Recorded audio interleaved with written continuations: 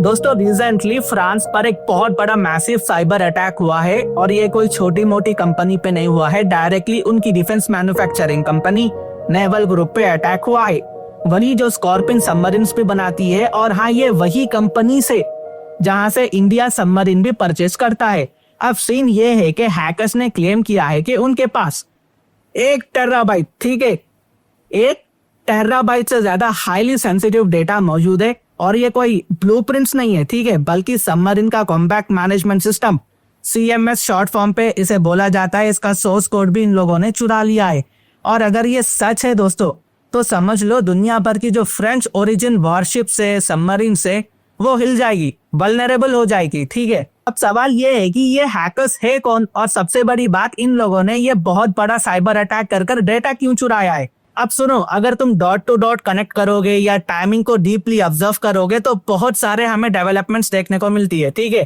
काफी लोग स्पेकुलेट कर रहे थे कि इसके पीछे इजराइल हो सकता है। क्यों? क्योंकि दोस्तों रिसेंटली फ्रांस के प्रेसिडेंट मैक्रोन ने एक स्टेटमेंट दिया था, फ्रांस फलस्तीन को ऑफिशियली रिकॉग्नाइज करेगा एज अ स्टेट, ठीक है।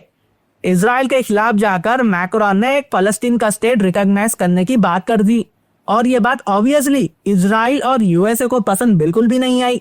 इसलिए इजराइल ने तो खुल के बोला था कि ये उनकी नेशनल सिक्योरिटी के लिए खतरा है, बहुत बड़ा ट्रेड है। तो क्या इजराइल ने इनडायरेक्टली फ्रांस को वार्निंग दी, धमकी दी? क्या ये साइबर अटैक एक साइलेंट दुश्मनी हो सकता है? जो डेटा लीक की धमकी दी जा रही है ना, ठीक है, आम हैकर का काम नहीं है ये, कोई आम हैकर का ग्रुप ये काम नहीं कर सकता। इसके पीछे बहुत सारा पैसा लगता है, टूल्स लगते हैं, रिसोर्सेस लगते हैं। ये कोई एक देश बैक्ड हैकर्स का ही काम हो सकता है, ठीक है। ये कोई नेशन स्टेट बैक ऑपरेशन ही लग रहा है और हाईली ये सोफिस्टिकेटेड है, सर्जिकल है, पॉलिटिकल मैटर भी बन चुका है। और ये अटैक सिर्फ फ्रांस तक लिमिटेड नहीं है, ठीक है, इसका जो असर है ना, ये इंडिया तक भी जा सकता है। क्यों? क्योंकि इंडिया ने जो स्कॉर्पिन सबमरीन ली थी फ्रांस से, वो भी नेवल ग्रुप की ही डिजाइन थी। पहले भी 2016 में एक ऐसा ही ब्रीच हुआ था जिसमें कुछ क्लासिफाइड डॉक्यूमेंट्स लीक हो चुके थे। तो उसके बाद इंडिया ने यहाँ पर जो कॉन्ट्रैक्ट्स थे वो सबको होल्ड कर दिया। लेकिन 2025 में इंडिया ने फिर से 3 न्यू स्कॉर्पिन सबमरीन को ऑर्डर किया है, जो इसकी कीमत है लगभग मैं समझता हूँ 36,000 करोड़ की है, ठीक है। तो एक तरफ हम डील कर रहे हैं, दूसरी तरफ इसके साथ जो है सिक्योरिटी ब्लंडर हो जाता है। तो ये इंडिया की सिक्योरिटी पॉइंट ऑफ व्यू से बहुत बड़ा खतरा है दोस्तों। लेकिन इस बार यहाँ पर इंडिया थोड़ा प्रिपेयर्ड है, ठीक है। जो CMS सिस्टम है ना, कॉम्पैक्ट मैनेजमेंट सिस्टम, उसका जो डिजाइन है वो इंडिया खुद बनाएगा, ठीक है। हम फ्रेंच वर्जन इस्तेमाल नहीं करेंगे, हम इंडियन वर्जन इस्तेमाल करेंगे। और ये बेल यानी कि भारत इलेक्ट्रॉनिक लिमिटेड के थ्रू ये बनाया जाएगा। जो सबमरीन का भेजा होता है ना, ठीक है, सबमरीन का जो भेजा है दिमाग है, वो इंडिया खुद बनाएगा, वो इंडियन वर्जन ही होगा। ये कोई फ्रांस या फॉरेन देश पे हम डिपेंड नहीं रह सकते, ठीक है। हमने खुद ही इसको बनाया है, भले ही बॉडी फ्रांस की है लेकिन दिमाग इंडिया का होगा। अब समझने वाली बात यह है कि दोस्तों हैकर्स ने सिर्फ डेटा नहीं चुराया, ठीक है, बल्कि डेटा के साथ साथ इन लोगों ने पब्लिक करने की भी धमकी दी है। उन्होंने नेवल ग्रुप को क्लियरली बोला कि उनकी कुछ स्पेसिफिक डिमांड से, अब वो क्या डिमांड है ये कंपनी और हैकर्स के बीच की बात है, ठीक है, इन लोगों ने नहीं बताया पब्लिकली।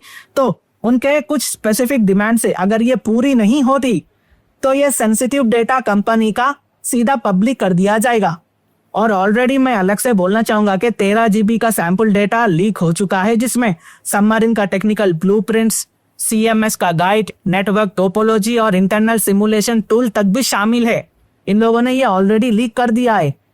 अगर ये सब पब्लिक डोमेन में आ गया ना, तो किसी भी हॉस्टाइल कंट्री या दुश्मन देश के पास ये एबिलिटी आ जाएगी कि वो फ्रेंच सबमरीन्स को वीक पॉइंट आइडेंटिफाई करके उन पे टारगेट कर सके। तो सिंपल टर्म्स में ये सिर्फ एक डेटा ब्रीच नहीं है, बल्कि कंपनी का बर्बादी का रास्ता है, ठीक है। अगर यहाँ पर इन लोगों ने कॉम्प्रोमाइज नहीं किया ना, ठीक है, तो कंपनी बर्बाद भी हो सकती है।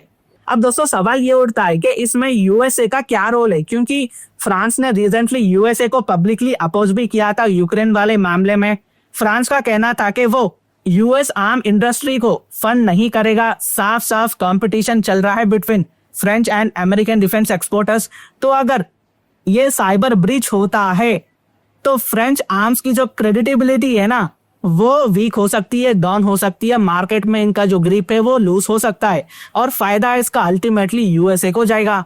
एक तरफ फ्रांस यूरोप का लीडर निकलना चाहता है लेकिन यूएसए को यहाँ पर दिक्कत है। तो क्या ये पॉसिबल है कि यूएसए और इजराइल इस अटैक के पीछे है? ठीक है, ये अभी तक प्रूफ नहीं हुआ है लेकिन स्पेकुलेशन अभी के लिए चल रही है। दोस्तों एक और एक बात जो आपको समझनी होगी कि ये सिर्फ एक डिजिटल अटैक नहीं है। याद रखो साइबर अटैक कभी कभी मिसाइल अटैक से कम खतरनाक नहीं होता, कभी कभी ये ज्यादा ही खतरनाक होता है। ये मॉडर्न जमाने का डिजिटल वॉरफेयर है दोस्तों, और इसमें जो डेटा लीक हुआ है वो किसी मिसाइल से कम नहीं है। लेकिन दोस्तों अगर फ्रांस को ये पता चल गया कि भाई इस पूरे हैकिंग वाले मामले में इजराइल या अमेरिका है तो फ्रांस क्या करेगा यहाँ पर? ठीक है, फ्रांस को कुछ ना कुछ करना पड़ेगा ना।